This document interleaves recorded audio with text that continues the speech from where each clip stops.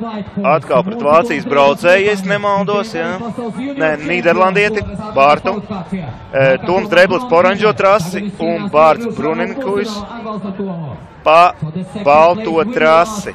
Tomam, diemžēl, ir negaidīta trauma. Viņam iekoda bita vakardien burtiski pirms milzu slalomu braucienu tieši pie acis iekoda bita. Bet es domāju, tāpēc viņš brauc brillēs. Tomēr domāju, ka viņam šīs brauciens nesagādās grūtības, kaut gan Bārts ir ļoti progresējis pēdējā laikā. Jā, Toms Dreblis uzvar, un nākamais braucējs no Latvijas būs Mārtiņš Liepiņš, Jūrmals pārstāvs. Un viņš brauks tieši pret Zakārio Di Giorgio. Zakārio Di Giorgio, es domāju, arī nākamgad varētu pāriet uz profesionāļiem. Zakārio Di Giorgio arī māsa brauca pie sievietes.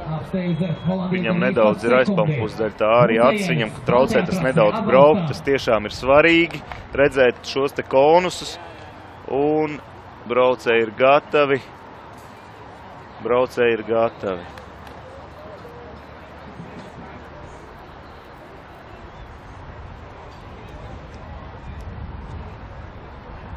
Gaidām startu.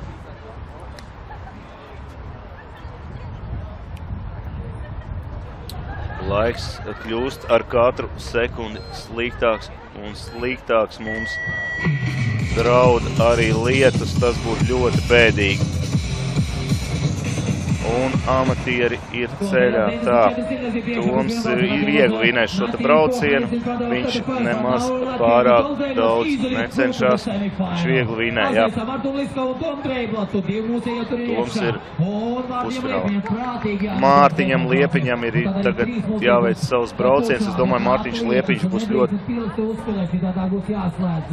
nepriecīgs, ja sāksies lietas pirms viņa brauciena. Viņam ir vadība pēc pirmā brauciena un sāk parādīties pirmās lietas pilas laikam.